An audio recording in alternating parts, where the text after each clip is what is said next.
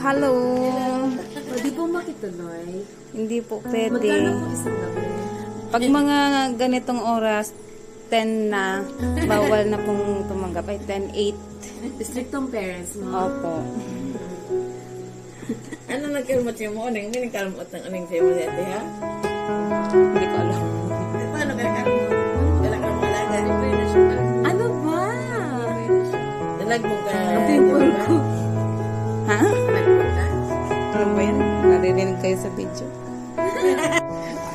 Game. Pasok po.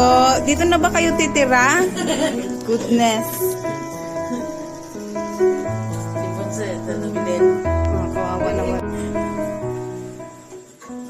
Oh my God! Bakit nire-read niyo ako ng mga ganitong oras? Hi pa.